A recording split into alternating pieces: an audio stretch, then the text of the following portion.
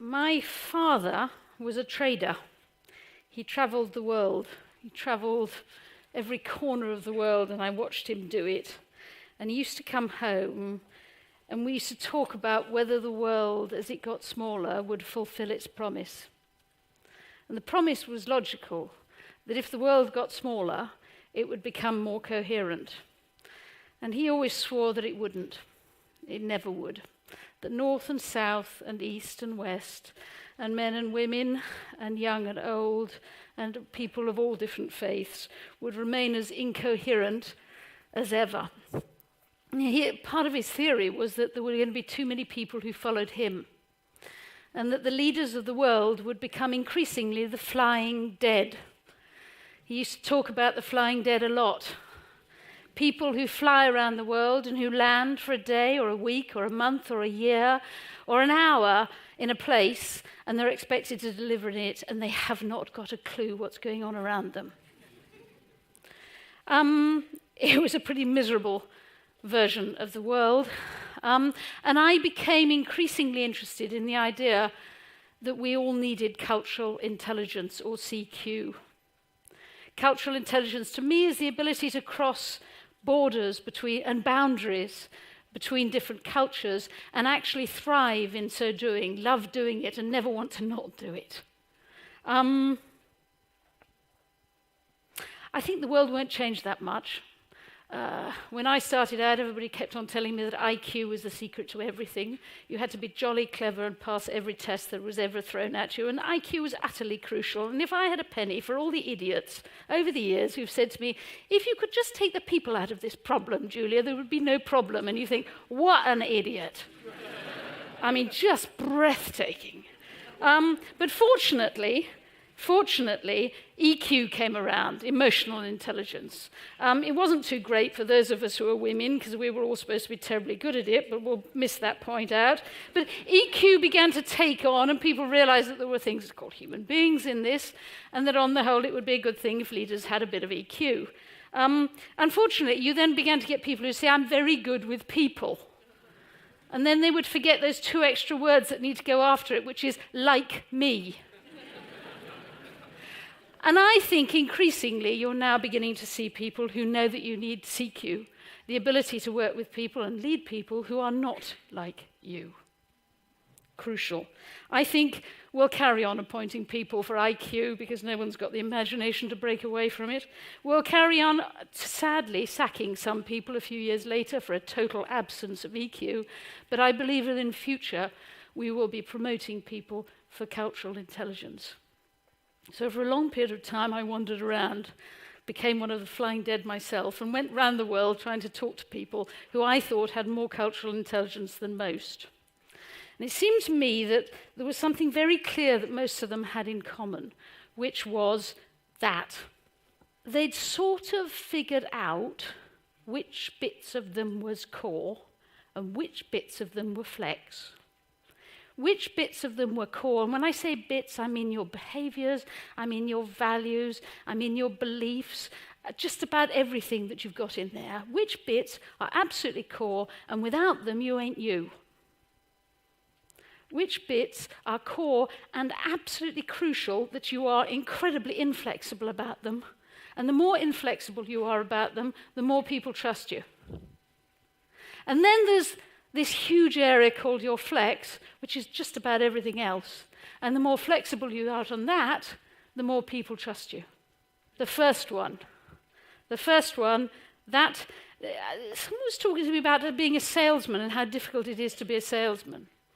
That actually you become so flexible on just about everything that you lose any sense whatsoever of having a core, and no one trusts you at all because they have no idea at what point you'd stop. Yeah? And the next one, the purple, that's my grandparents. Yeah? They came from the northwest of England, and everybody in their street was like them, and there was absolutely no need for them to adapt to anybody, and frankly, everybody else could adapt to them. And in fact, that little green slice at the end is just me being kind to them. There really wasn't anything there. That was them, and that was them, and that was them, and they were all caught, and I wouldn't trust them further than I could throw them. I believe that cultural intelligence comes on the sort of line between the two, between core and flex. That's where it lies, and it moves. It moves with great care, but it moves because it's called life. You learn more things, you meet more people, you move it. Someone pointed out to me, that one, my children drew that one, big load of core at the beginning because you get it from your parents and you nick it. And then quite importantly, it's to go quite significantly down when you become a teenager and you'll do just about anything. And that helps you to figure out what your flex and your core is. And then towards the end, it starts creeping. I'm 56 now, it's creeping up. I'm getting much more intolerant of everybody. And you have to keep it down. A story, some years ago, did some work, or was invited to do some work in Jeddah in Saudi Arabia. And I spent a lot of time thinking about this because everybody told me I had to wear an abaya. And I thought about it a lot, and I have 3 daughters who were deeply horrified that I was even thinking about it, given what I was supposed to be about and all my life and my belief in women, and how could you even consider this? And I thought about it a lot, and in the end came to the conclusion that actually what I wear is in my flex. I've never much cared about what I wear or what I look like. And therefore I would wear an abaya, and I went to Jeddah and I did the work there, and I learnt a lot, because you do. Discovered that I'd always thought that any woman who wore an abaya must be a wimp. And I learned how stupid I was. Extraordinary experience, but the interesting thing was coming back to London. People saying, typical. They demand that you wear an abaya when you go to Jeddah, but when they come to London, will they wear Western clothes? Well, actually, in this context, it's a perfectly stupid question. Because to the women I met in Jeddah, what you wear is in your core, and what I wear is in my flex. And I found it increasingly something that helped me begin to understand the world. But as you went on, you needed the braveness to then look at the next ones, the knots. Because as you do test your purple, as you do test your core, as you do meet new people, if you're like me, you discover little bits in your core that you're not very proud of, that aren't based on judgment, they're based on prejudgment. If you think you haven't got any knots, I'd like to suggest you're probably not human and probably kidding yourself. We all have knots in our core, and it seems to me that as you discover them and you dust them down and you find them curious and you work on them, you can either move them to your flex, or if you absolutely can't because they're so deep inside you, then at least make them your problem, not anybody else's. It helped me. I remember years ago going to speak to a group, about 100 businesswomen from the US. And as usual, I was late. We have many things in common. I was late and I was rushing for the train knowing I was late. And as I was jumping on the train at Liverpool Street, I fell and I ripped my trousers. And so I got on the train, got there as fast as I could, rushed when I got to, it was in Cambridge, I rushed across and I rushed onto the platform and I started talking to this extraordinary group of about 100 businesswomen from the US. And about 2 minutes in, I suddenly said, hang on, let's just stop. Because none of you are listening to a word I'm saying, you're only looking at my knee. And I understand that you're looking at my knee, but I need you to be really clear. My values, my core says that if I say I'm going to be here to speak, I will make it under whatever circumstances, holding my trousers or not. We never finished the speech. We had the most wonderful conversation. And I discovered to what extent, what they really said to me is if we did what you're doing now, Julia, it would be the end of our careers, however good we were.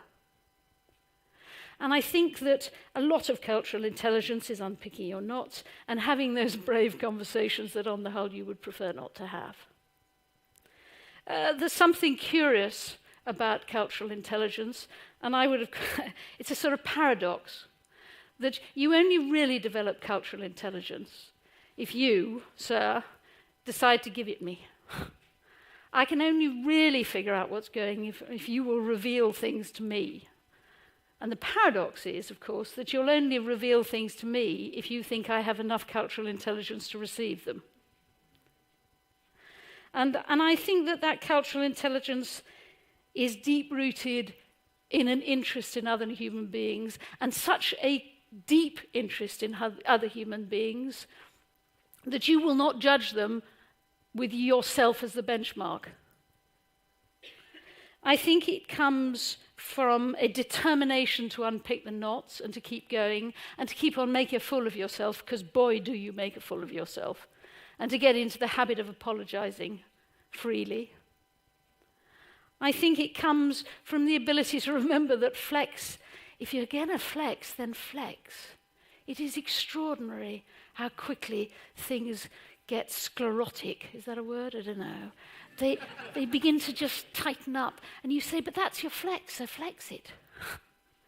And I think the last one, actually, is that you'll probably trust that I have some cultural intelligence if you occasionally observe me standing up in the presence of the opposite of cultural intelligence, which is cultural intolerance. And in those moments when it would be easier to say nothing, on the whole it's better to say something, even if you make a bit of an idiot of yourself.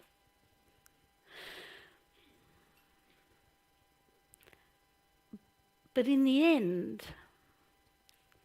the thing that fascinated me was that the more I talked about cultural intelligence with people, the more I realized everybody assumes that cultural intelligence comes from understanding other people's cultures. And the further I went, the more I began to realize that there was one most difficult culture of them all to crunch, which is your own. That's the culture you really have to understand. Understand when it helps you, and understand when it hinders you. Understand when it opens things up for you, when it closes you down, when it causes other people's problems, when it gives you knots, and when it misses you opportunities. So ultimately, cultural intelligence fascinates me. I think people will be promoted for it because the world does require us to cope in a smaller but more complex world. I think it gives us a hope of being those kinds of leaders who do make the world more coherent. And I think it also gives us the hope of being, I want to be a leader because I want to change things. I know there are some leaders who want to keep things the same, but I want to change things.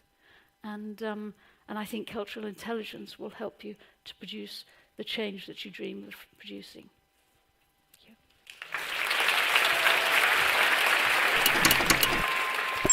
Thank you.